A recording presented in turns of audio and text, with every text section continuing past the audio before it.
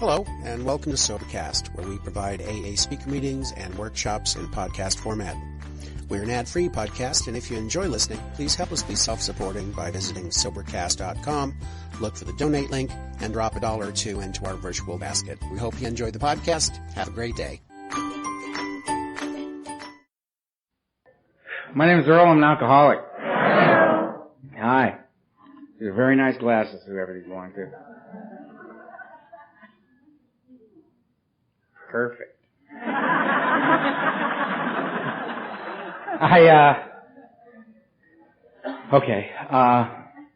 want to thank the committee for asking me to come share. It's always an honor and a privilege to share at an event of this type.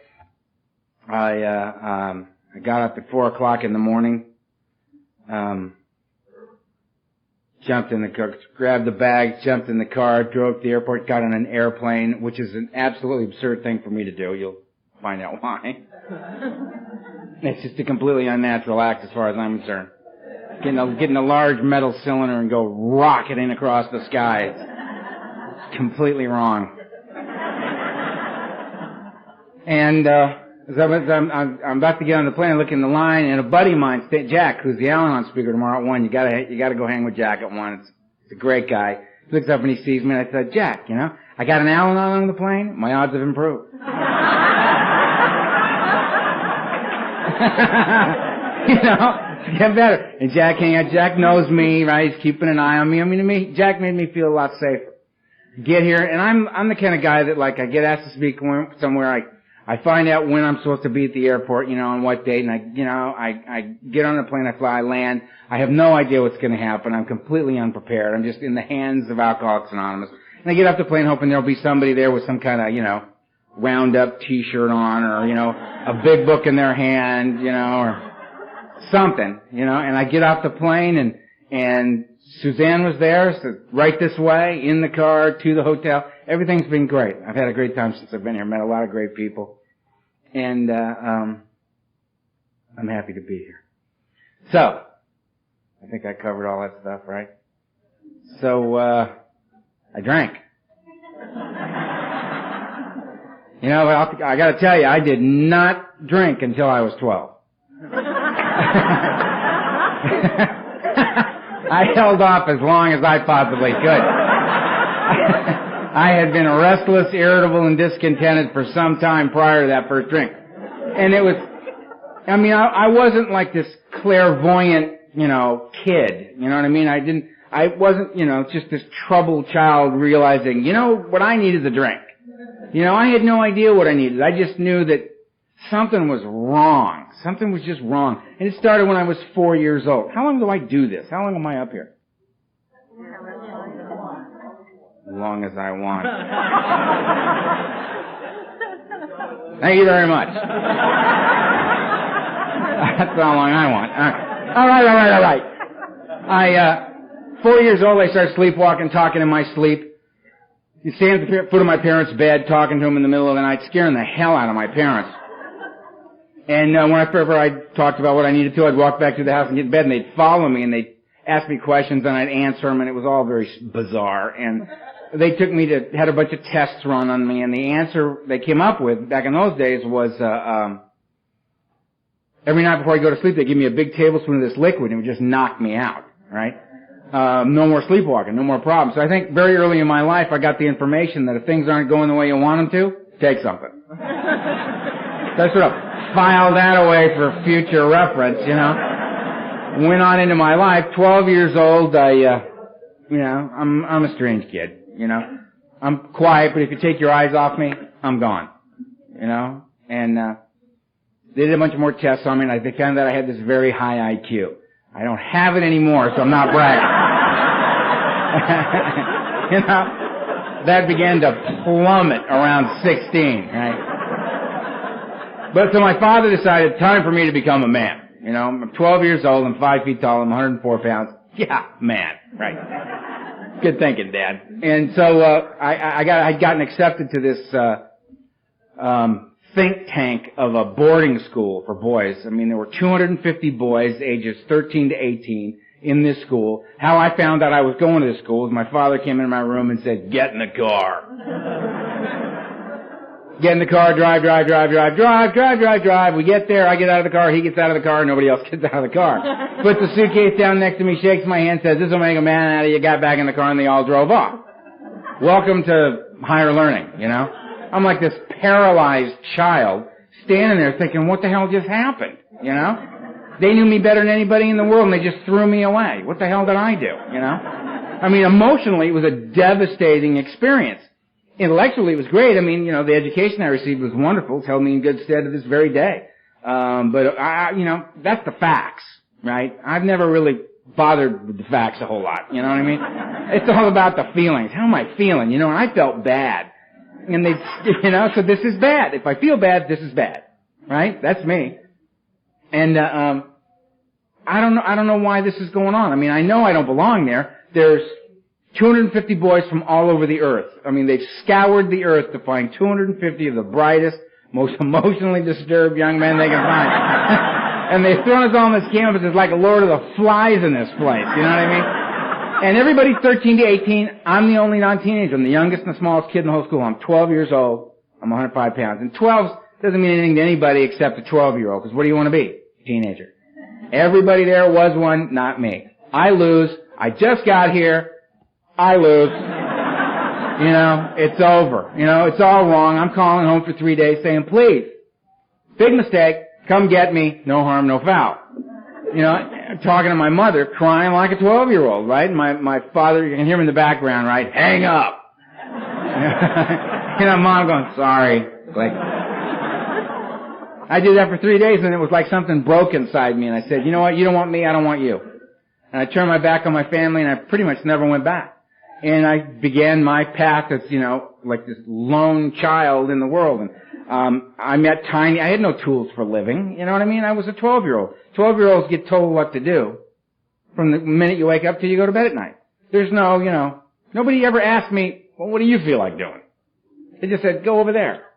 Read that. Study for that. Clean that up. Go to bed. You know, eat that.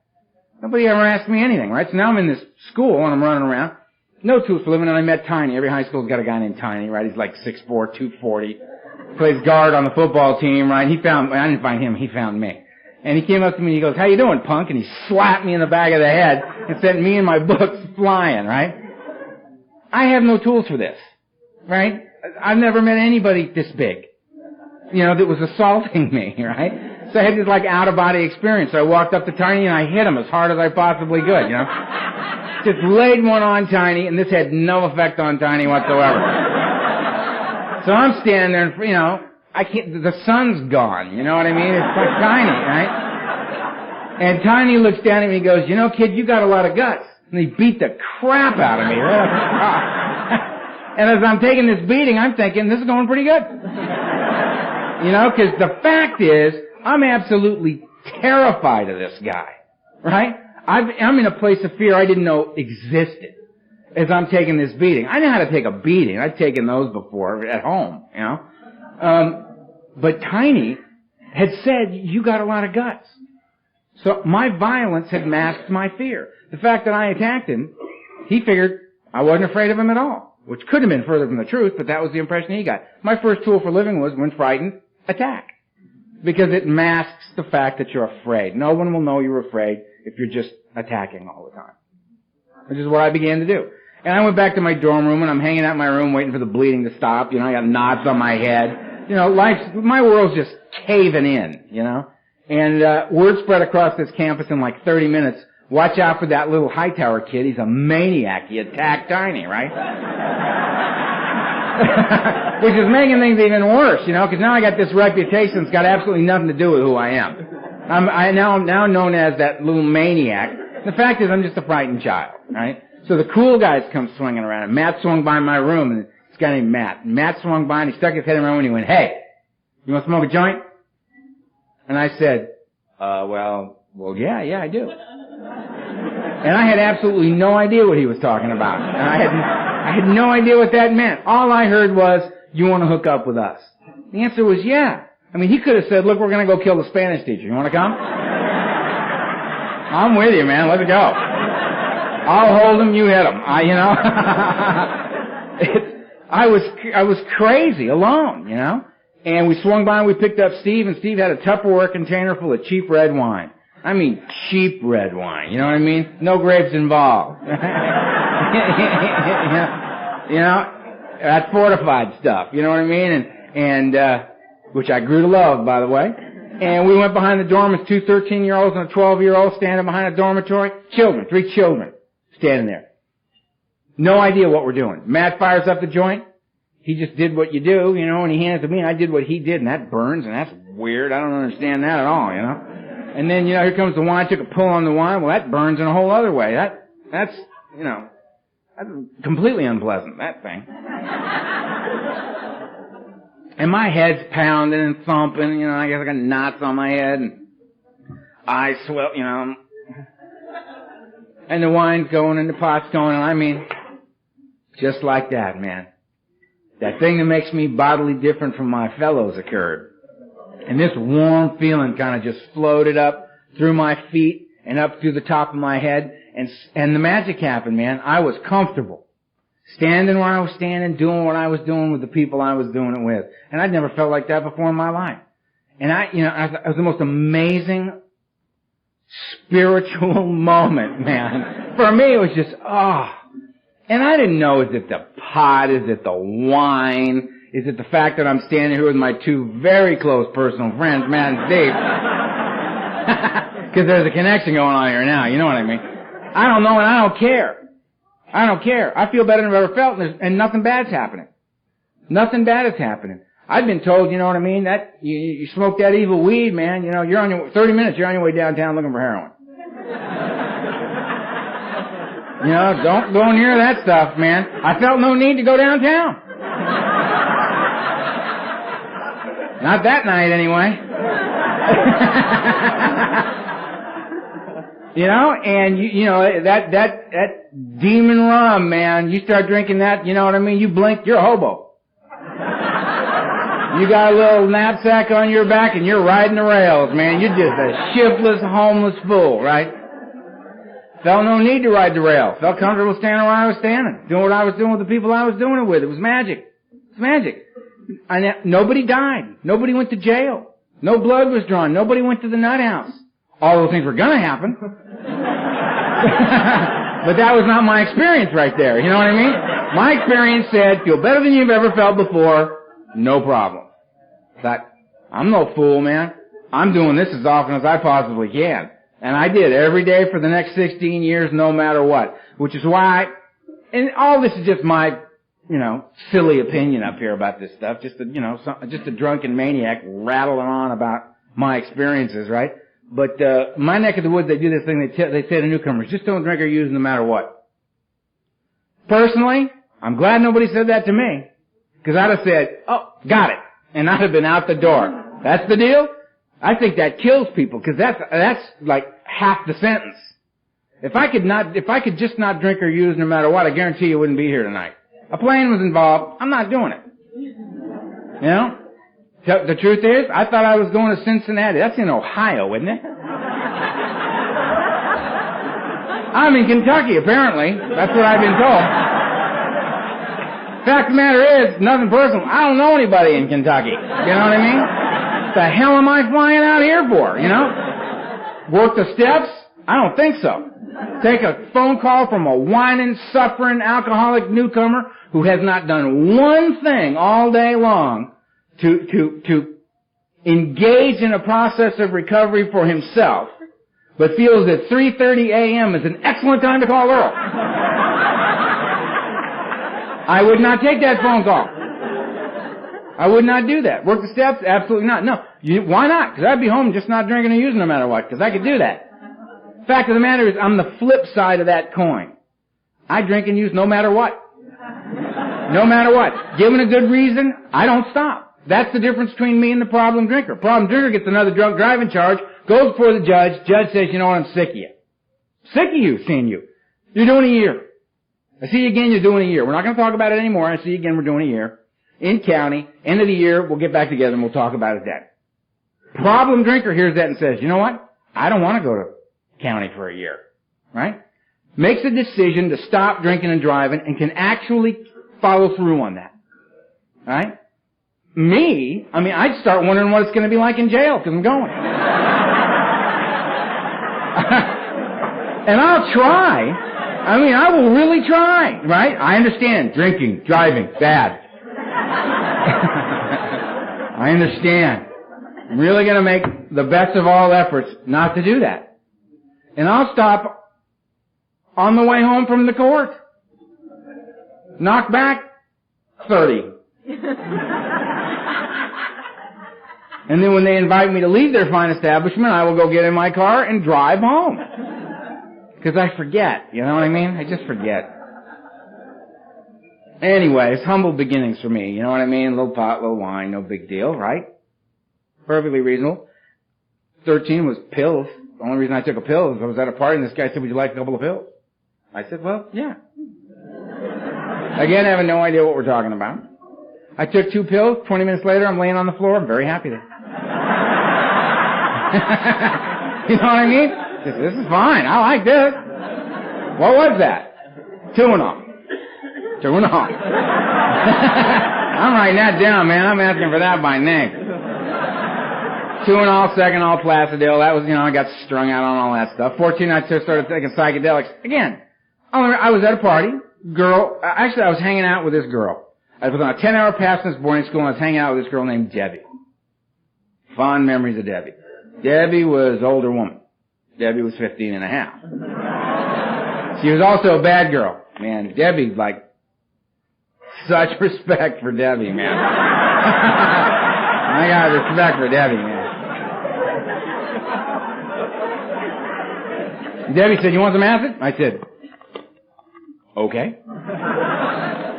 And she handed me this, she had a lipstick tube, you know, that women carry, and opened it up and spun the lipstick up, and there's a little pill on the end of it. I went, that's very clever. And I took it and I popped it in my mouth and swallowed it. And she said, did you take that whole thing? Again, me being an idiot, right? I have no idea what's going on. And I said, well, yeah, I did. You know, it was very small. It was very small. And I'm used to these horse caps, you know. And she said, that was 3 hits of wild lightning. Right? A woman over here just went, oh. That's not good. Well, anyway, the next 2 days were very interesting. I remember, you know how you remember like parts of it, but it's just all weird. You don't know what really happened and what didn't. But I remember we were in a market pretending we were married. And I had the card and I looked at her and I said, do we have any children? And she said, yes, we have 2. And I said, then we're going to need these diapers right here. And then I kind of like just phased back out. And to this day, I mean, I go to a market, I have a list. You know what I mean? I don't just idly go into one of those places, man. They freak me out. The lights and the rows and everything's perfect, you know? And there's so many decisions to be made there, you know? And these are the things that I think normal people take for granted, you know what I mean? We get it all taken away from us, so we got to piece it back together one little bit at a time. Me, I mean, you've been in the market and you go around the corner, there's an abandoned cart, right? I understand that guy. I understand that. You know what I mean? I see a car like that, I just go, you know, I understand, man. A lot of decisions, got a little overwhelmed, got to do it, got to come back later. 15, I started shooting dope. The only reason I did that was I was on a boat in Marina Del Rey, California, and a woman came up to me and said, would you like me to stick this in your body? I said, yes, I would. You know? And she did, and it was one of those where you just went, it was a good one, man. It was a good one. Just that, and all I remember thinking on the way down was, oh, yeah. Man. You know? If I'm dying now, fine. That was great. Huh? Now, identify as an alcoholic. Here I am talking about drugs. Got to show respect. All right? I'm a child of the 60s. Our parents were the alcoholics. We were trying to carve out our own identity here. We were not going to drink ourselves to death the way they were. We were going to kill ourselves in a whole new way. But here's the facts. Only real information I have about my life is the result of having gotten sober, stayed that way a while, done my inventory work, and looked back on my life with some kind of sane perspective. All right? And what I know is this. My drug of choice is, what do you got? It's all anti-Earl medication to me, man. You know, if I can get enough of what you got in my body, I can kill the fear and be in the world. That's all. I drank because I love the effect that was produced by alcohol. The same was true for other substances. So, I mean, my favorite's down and out. I like heroin. I like barbiturates. I like alcohol. These are a few of my favorite things. My idea of a good night's sitting around just checking my pulse. You know what I mean?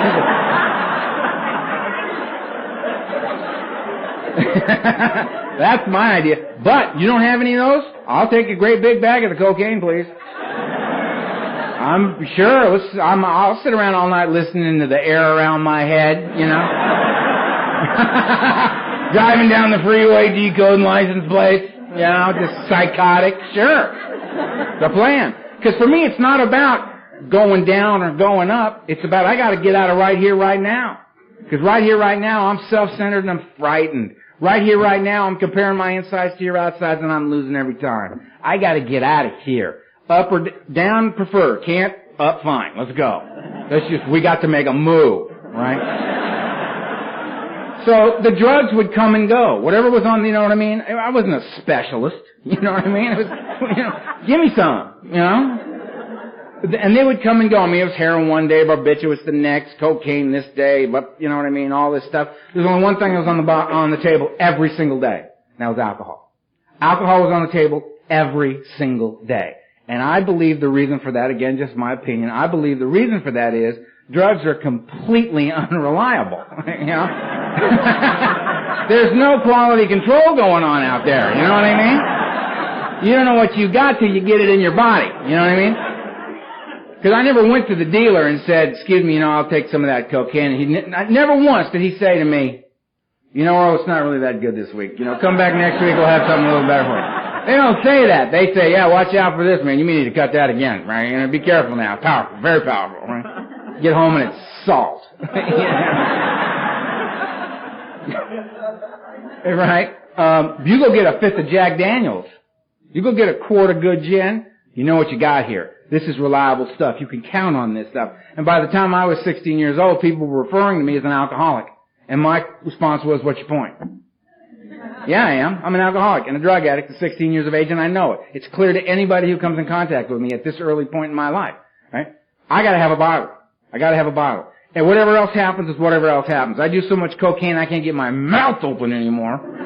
You know, and it's 7:30, the party just started, and I've completely overshot the mark one more time.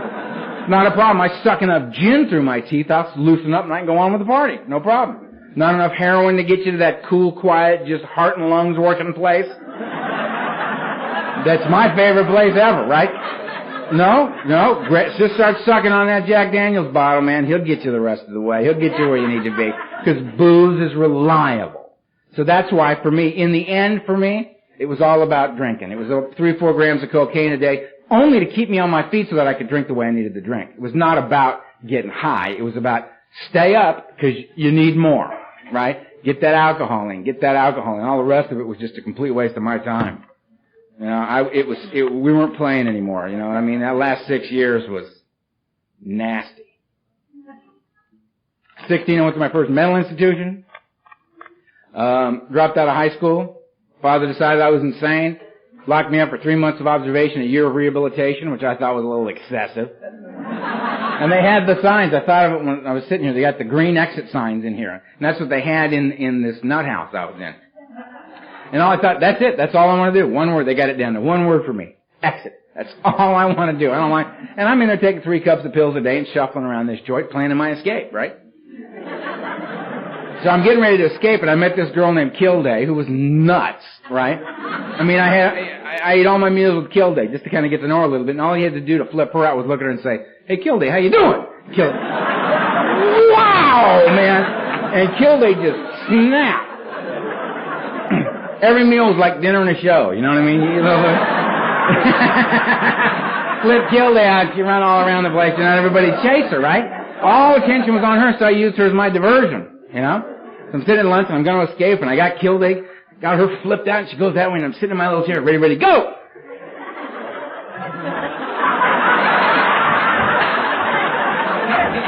You know what I mean? And I'm hauling ass, you know? That's all I got. You know, and you're like, your brain works fine, you know? But first time in weeks you try to make a move, and it ain't there.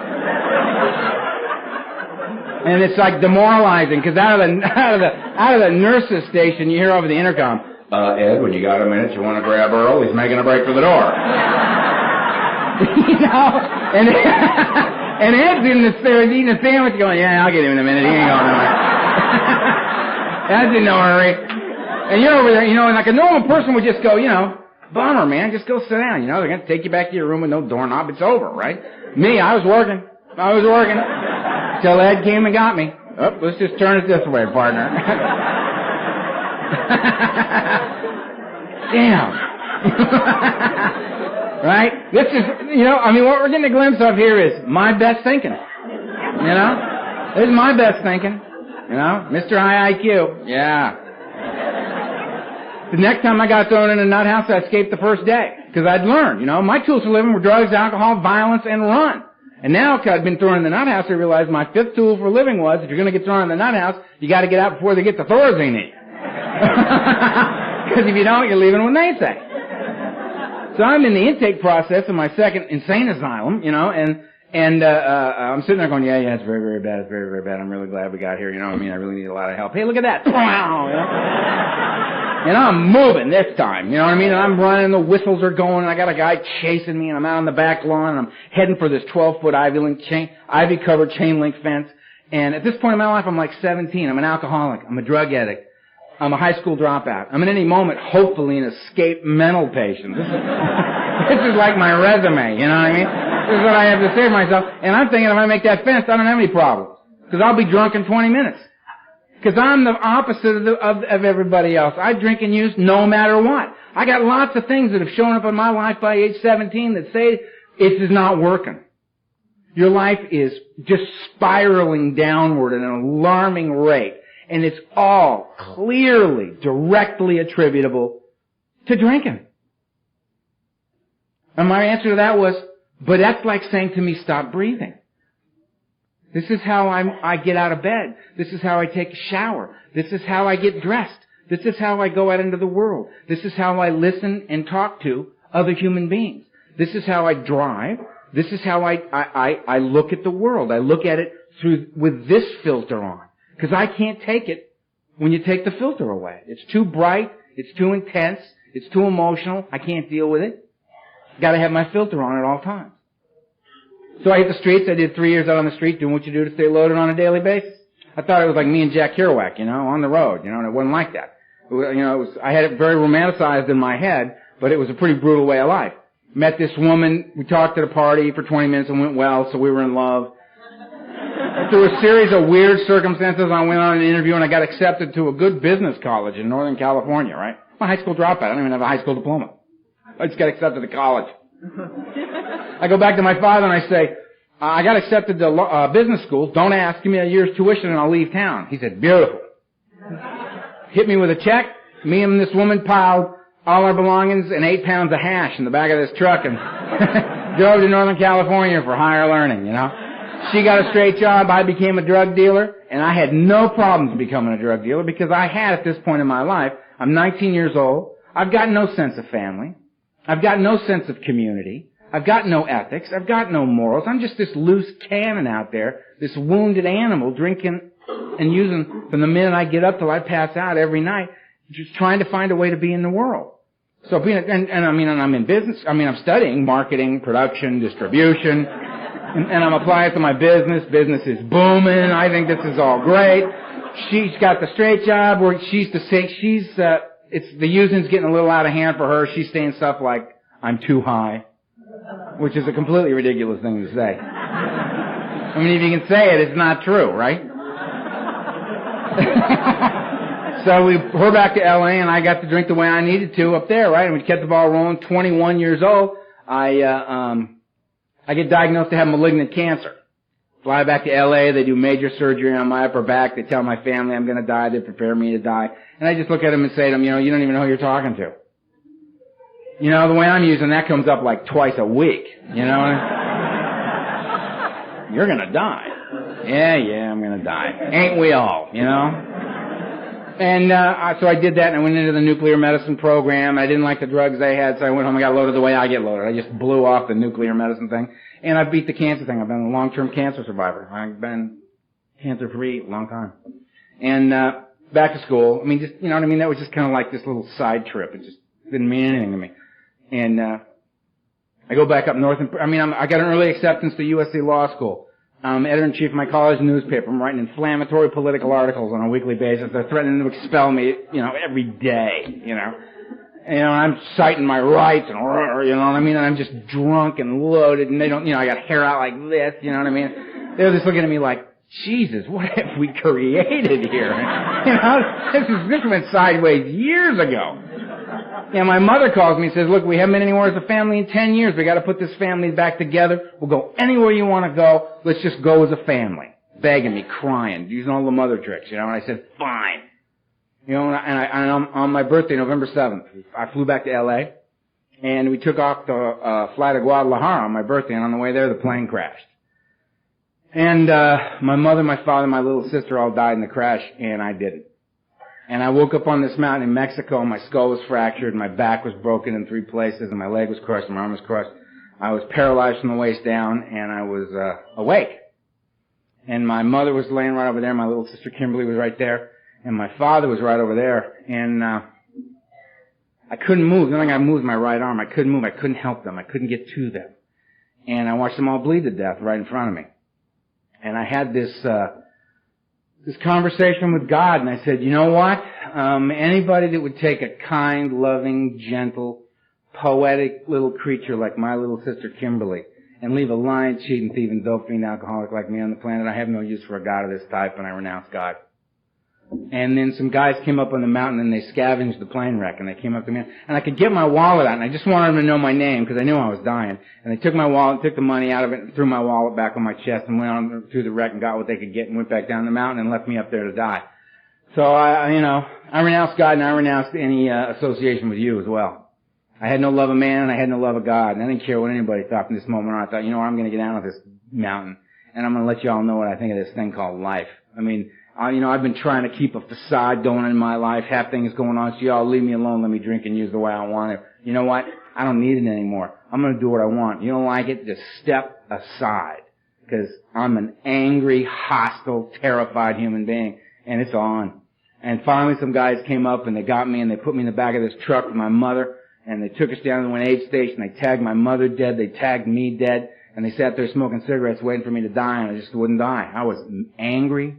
And finally they took me to a hospital, and then they found out my name, and that meant the federales had to show up, so the federales interrogated me through an interpreter for the next 3.5 days and wouldn't give me anything for pain. They wanted to know what I was doing back in Mexico, which is a story we don't need to get into here. And it was ugly, man. It was just ugly. And I called a buddy of mine that I was associated with in Northern California who called a family in Mexico City who flew in the plane, who, you know, greased a few palms, and they plastered me from the neck down and smuggled me out of Mexico back into the States. I spent a long time in a hospital in Southern California. They told me I probably have a withered left hand. I might be blind in my left eye, and I may or may not be walking. And I remember, again, looking at him thinking, you don't have any idea who you're talking to, man. And maximum doses of Demerol every 3 hours around the clock for I don't know how long. And eventually, I got out of the hospital. I had a brace that I had, custom-made brace I had made, and I had my cane, and I got up and I walked out of that joint, and 3 hours and 15 minutes after I got out of there, I was so strung out, man, I was looking to connect. And I went on my last run, and it lasted for 6 years. I was sober 3 times in 6 years. They were for 72 hours each. And that was when I would go to this bootleg sanitarium in Hollywood, California. You walk in, you give them $150 cash, you give them your bottle of Valium, you give them your car keys, you give them your wallet, you give them your gun, you know what I mean? You go in, you lay down on the gurney, and they strap you down, they shoot you full of anticonvulsants, and they let you ride. And 72 hours later, they either send you home or the morgue, and they didn't care which way you went, because they got their 150, right? And I'd reintroduce myself to God and say, you know what, you get me through this sane and alive, I'll never drink again. And I'd get up off that table and they'd say, you be a good boy or don't drink. You know you're an alcoholic, don't you? I said, yes ma'am, I do. She said, you know, you drink, you're gonna die, you know, you gotta, you know, it's getting rough out there for you. I said, yes ma'am, I'm not gonna drink no more. And self-knowledge availed me nothing. I'd be drunk that night. Drunk that night. Couldn't stop drinking. I remember the last time I went in there, I said, the madness and insanity in my life it was over the top. And I remember, I meant it with every fiber of my being. I said, I cannot drink another day. I cannot drink anymore. Nothing good happened in years. I'm so completely and totally alone. The soul's just being sucked right out of me. The madness is so severe. I got visions of dead people dancing in my head. It's just so dark. And I can't do it anymore. And I left that place and I drank for 2 more years. Couldn't stop drinking. And I don't know why. But I mean, I came to last time I came out of a blackout, I was 28 years old. Both my hands were broken. I had hair out like this and a beard out like this. I was yellow. I'd had 2 doctors tell me that if I didn't stop drinking this year, I was going to die. There's no, you know, and it was like the fall. You know what I mean? I was getting close. My thyroid was shut down. Kidneys weren't working. Couldn't touch the liver. Heart was swollen. They were deciding whether or not to charge me with attempted murder coming out of this last blackout. I'd been stabbed twice, shot at. I'd broken 74 bones. I had over 650 stitches in me. My family was dead. I had no friends. I had no place to live. I was psychotic, and I do not use that term loosely. I could not distinguish between the true and the false, as the book says. I mean, my life was burned to the ground. It was just burned to the ground. And I did it's just inconceivable what I did. I raised up 2 busted hands and I said, help. And they took me by ambulance to a UCLA emergency. They pumped my stomach and said, get him out of here. He's a pathetic old man. He's a drunk. He's going to die. I was 28 years old.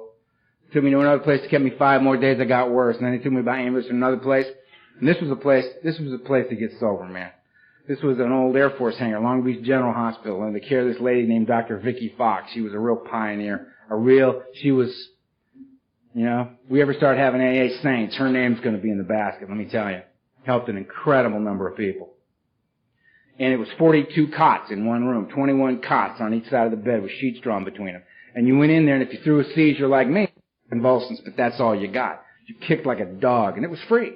And how you earned your cot was you stayed, and you faced your kick.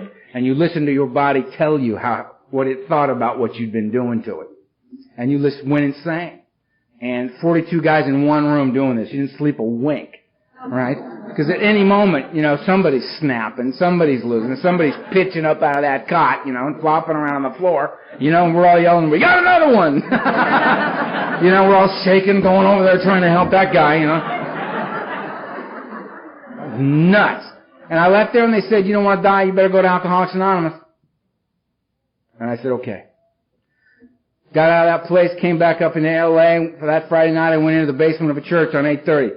Hair out like that, mad dogging everybody that looked at me. Do not come up to me. Do not. Because if you come up to me, we're going to have a problem.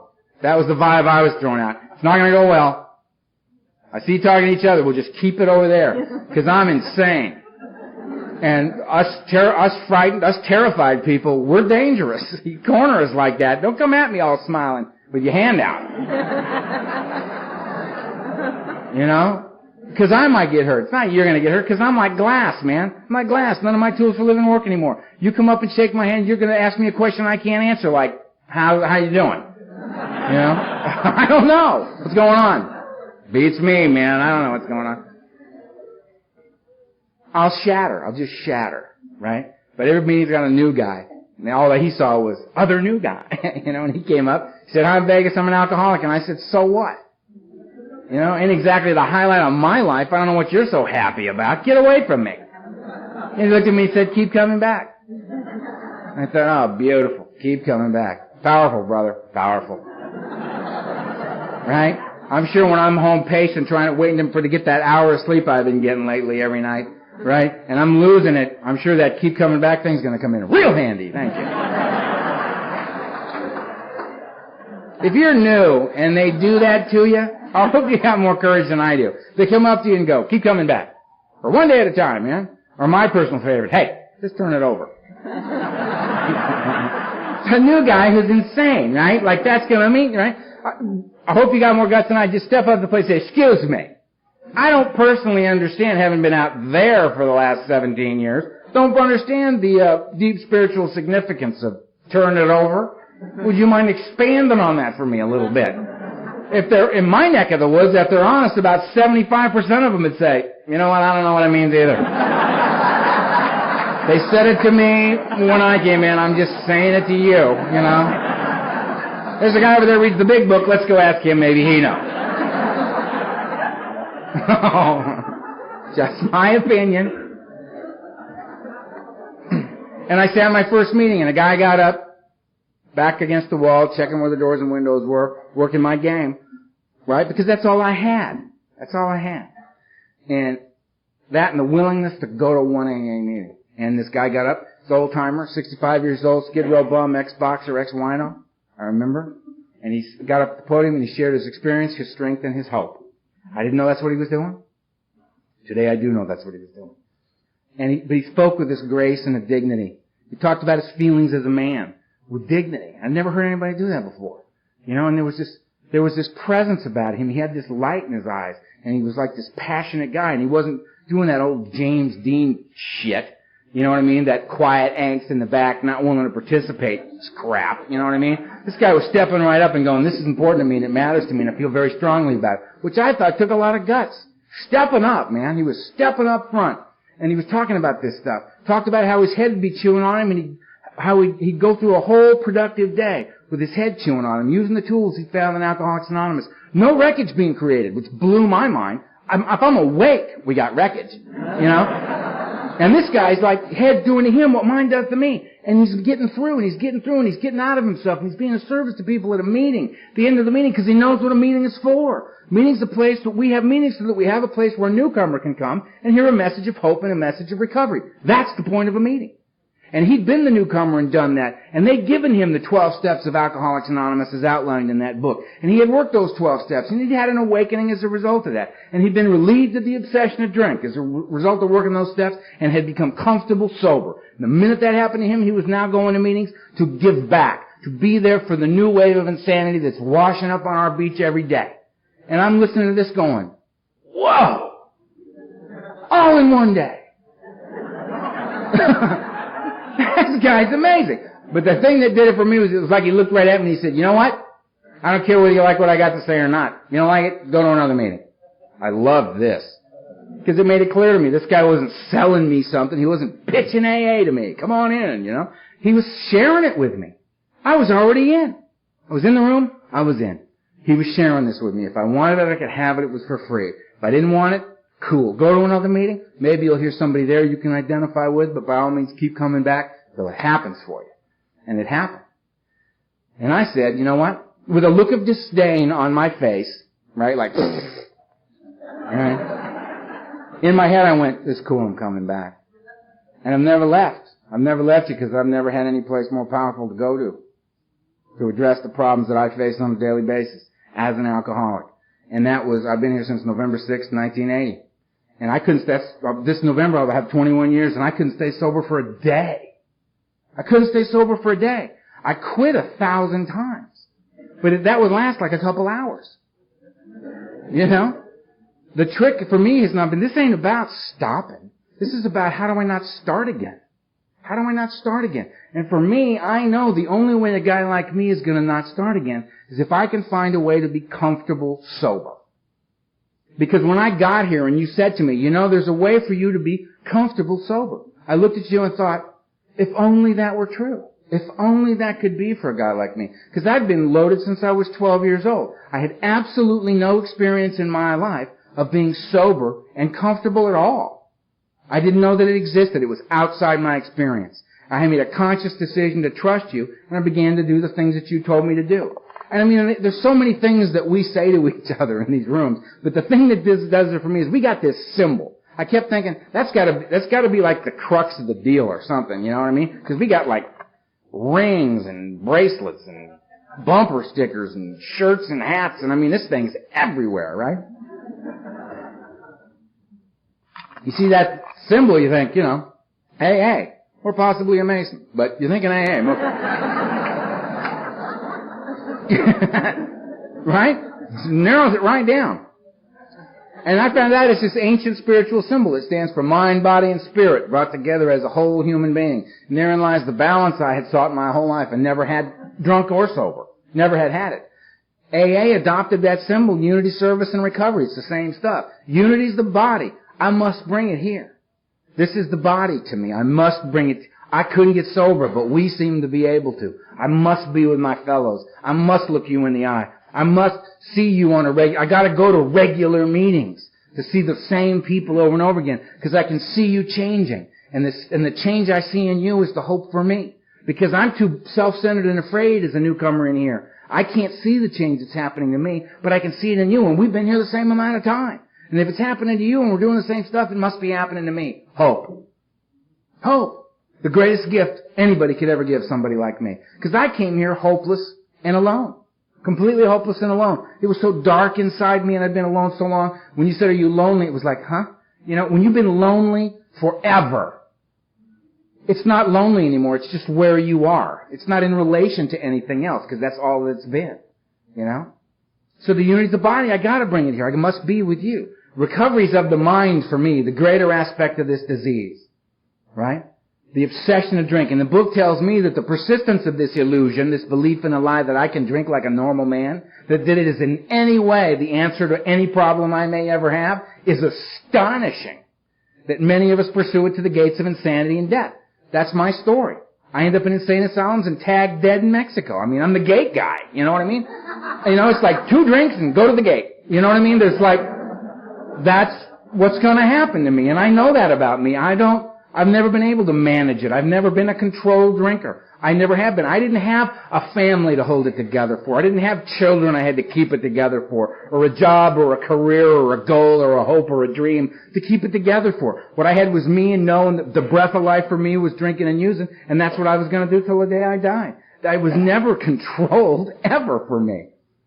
And when I got here, I came here destroyed, which was a great way to get here. And you told me to keep coming back, and I found out what that meant and why I needed to be with the body of AA. The recovery of the mind had to be there for me because if I don't get relieved of the obsession to drink, if I don't get relieved of this persistent, aching, gnawing thing in my head that keeps sneaking up on me at the worst possible time and telling me that the answer to the problem I currently face is a drink, or to go to a doctor and get a properly prescribed medication to help me sleep at night, it'll say whatever it needs to say. My head doesn't say, go get some heroin.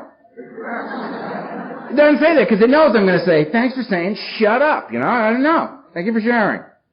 No, what it says to me is, boy, that back pain you've got that you've lived with for the last 26 years, that's a terrible thing.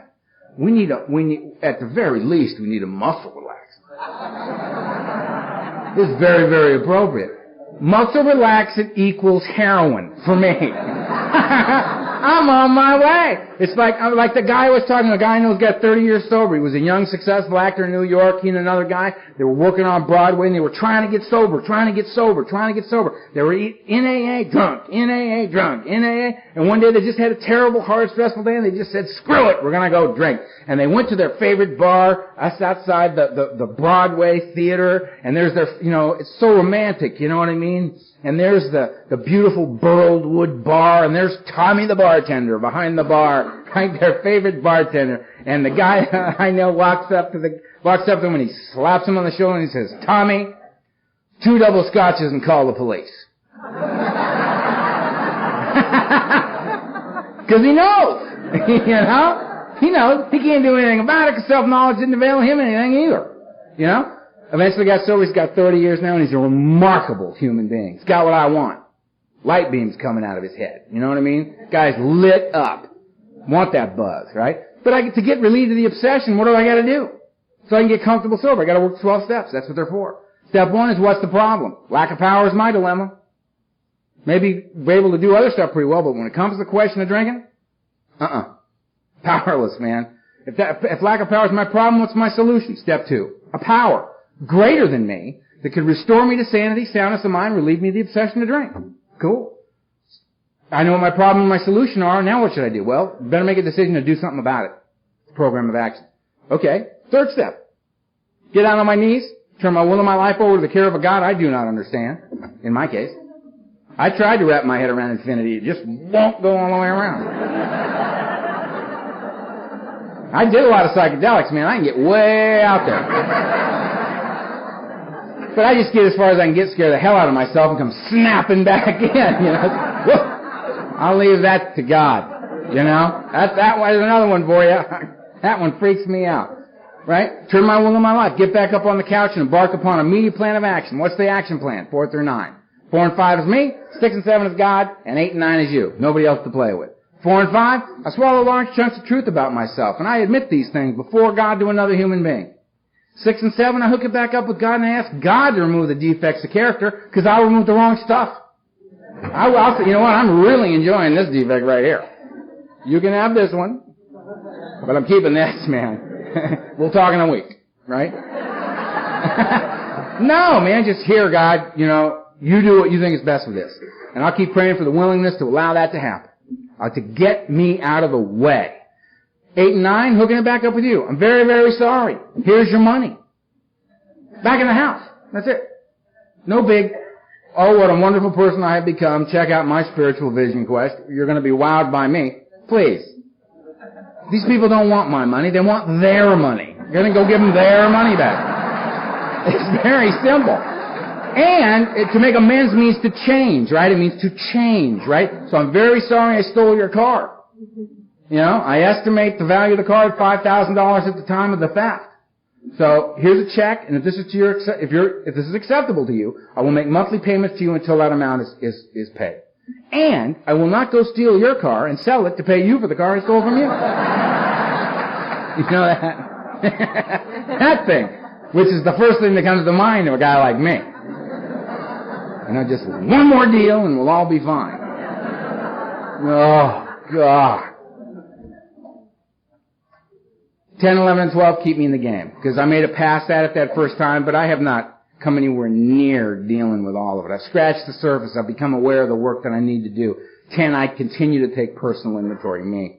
And when I'm wrong, promptly admit it. 11, I seek God.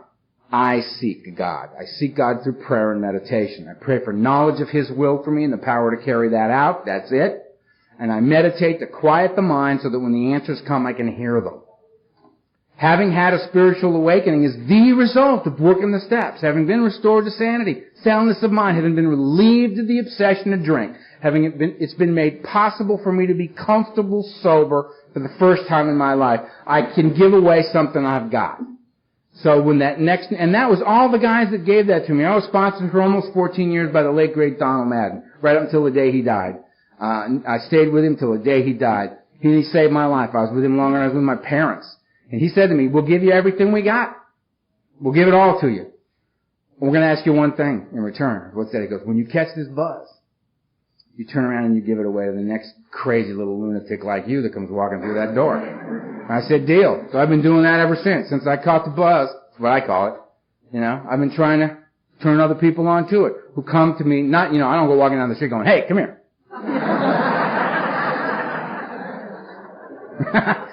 You know, some guy walks up to me in a meeting and goes, I want to talk to you. I say, sure. You know, I mean, I had, you know, what can I tell you, man? I mean, you know, I've been sober 20 years. I got a life beyond my wildest dreams. I mean, way beyond my wildest dreams. I'm doing all the stuff I swore on that mountain in Mexico I'd never do again. I swore I'd never ever love another human being again as long as I live. And I'd never ever tell you who I was. There's no way you're going to love me. I'm out. I'm out. And I'm not out. I mean, this thing goes so far past not drinking and using, it's a mind blower. It's a design for living. You get rebuilt in here. Who you get introduced to here is you, the real you, the true you, the truth about yourself. And it's always much more delightful an experience than we imagine it would be. When that came up that mountain, I suffered from survivor's guilt. I lived, they died, I had no right to be alive. Every morning I would wake up and think to myself, you're worthless. You have no right to be here. What right do you have to be breathing in and out? So I could have no joy. I could have no peace. I could have nothing. You know, I suffered from such post-traumatic stress. It was unbelievable, man. Can I have some water? Oh, that's right there. Thank you. Magic. That's coming unglued. It's a great place to come unglued. I mean, I can't fly in airplanes. No way. Plane goes bump. My head goes right to core primal stuff. Fight or flight. And on an airplane, you got nowhere to run and you got nobody to fight. You just have to sit there while your brain throws pictures and images, carnage up in your head to try to get you to do something about this, right? And I get on planes all the time. All the time. I fly about 100,000 miles a year. And I do it for one thing. I do it for Alcoholics Anonymous. And the good news is that I get to prove to myself on a regular basis I'm willing to go to any lengths to stay sober, you know? It's emotional tonight. It's emotional because right naturally, God did it to me again. I'm out there before the thing, right? And I'm just so exhausted, I don't even care. I've been up since 4 o'clock in the morning. It's just like, whatever, you know what I mean? We'll all stay sober. We'll all get drunk. Let's see. You know what I mean? You know, I'm just, you know, there. And this guy walks up. And we start talking, you know, and he was in a plane crash 6 years ago. And he'd heard my tape.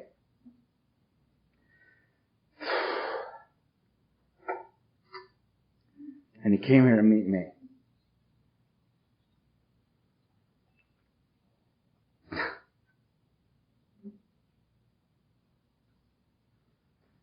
Guys like me don't get to have lives like the one I'm having. We don't get to feel a sense of purpose, of value, that we can in some way contribute, you know? I cause problems. I hurt people. I take advantage. I break things. And then I die, you know? Not here.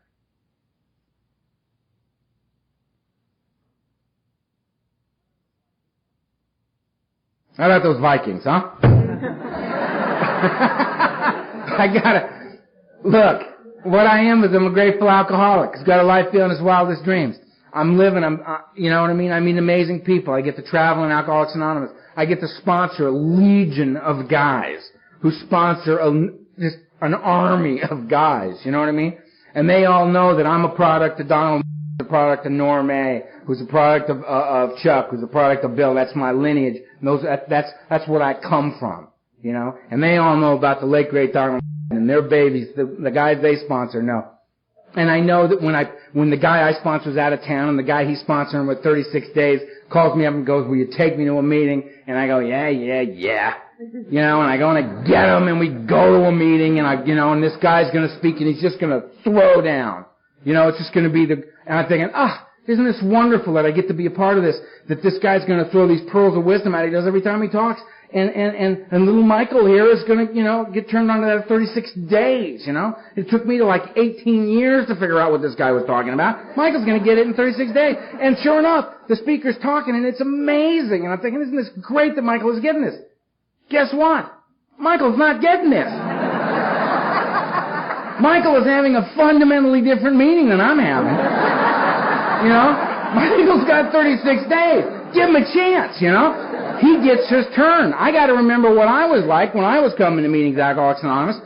Brand new. I mean, I was going to this place called Ohio Street, and I would pull up to Ohio Street, and the inside of my head was just like, okay, we found the building, good. We park over here, and you go into the meeting, they put the keys in the seats, put your keys in the seat. Where are you going to sit? There's a guy with a red coat. Sit next to the guy with the red coat. You spot the guy with the red coat, you know where you're sitting. Right. Put the keys down, put the in. Ring the bell, what are we doing? Okay, we're sitting down, we're starting the meeting. Okay, good. I'm here. Alright, what do you got? Come on.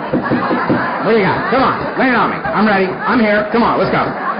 Right? Guy gets up. Alright, he's reading something. He rarely saw something. He's rarely seen something. He rarely saw failing something. I missed a lot of that. I don't really know what happened right there. I don't know. 12 things. 12 things in Alcoholics Anonymous. 12 things. Remember that. I got that. That was good. ABC. 12 things ABC. He's down. I didn't get a lot of that. 12 things ABC. We'll build on that later. He's down. Here's another guy. He's up. He drank. I drank. I did that. This is good. I like this. It's good. He's down. That one didn't last very long. All right. I got to remember that guy. Where's that guy? Get the face. Remember the face. All right. Good. Oh, here's another guy. They're passing a basket. What the hell's it? Oh, don't take the money. Don't take the money. The basket, don't buy. That's gonna go by. Okay, we're getting up. We're going outside. Why are we going outside? We're gonna smoke. I smoke. All right. We'll go outside. We'll smoke. So, How you doing? Fine. How you doing? Fine. How you doing? Fine. They're ringing the bell. Go back in. They're reading 12 things. Those aren't the same 12 things. Those are 24 things ABC. 24 things ABC. This guy, he's up. He drank. I did that. Oh, he felt like that? He felt like that. I feel like that. I feel like that guy.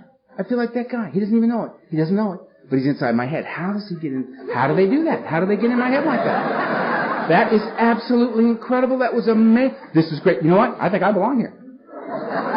I may, in fact, belong here. He's down. That was great. Here's the guy up. He's up. We're up. They got me by the hand. Oh, we're praying. All right. Praying. I know.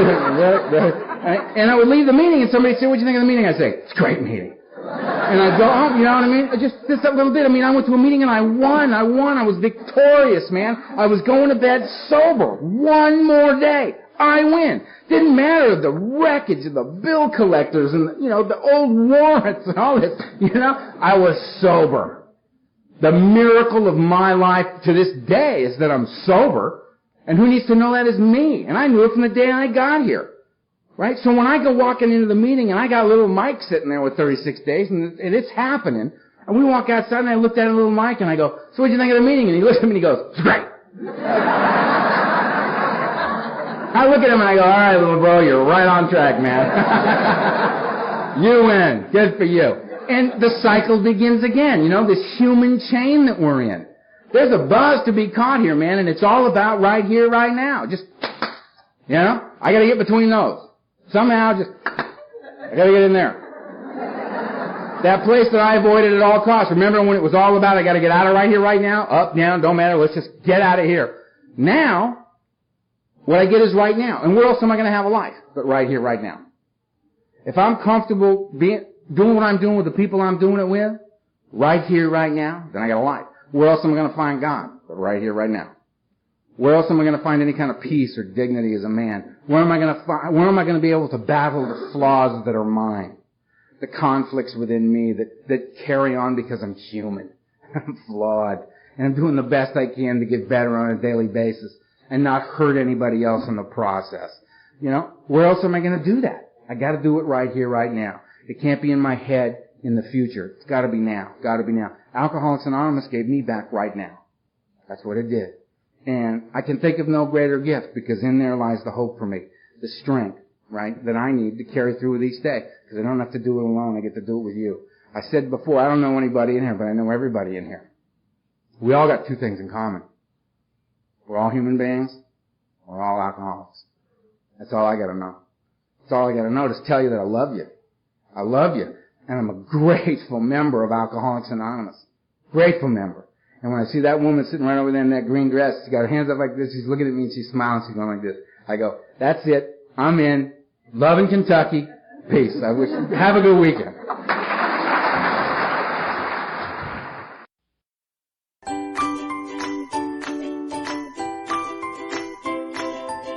Thanks for listening. I hope you enjoyed the podcast. Sobercast is ad-free, and we'd like your help in order to keep it that way. So if you'd like to help us be self-supporting by pledging $1 or $2 a month, visit Sobercast.com and look for the donate links. Thank you very much.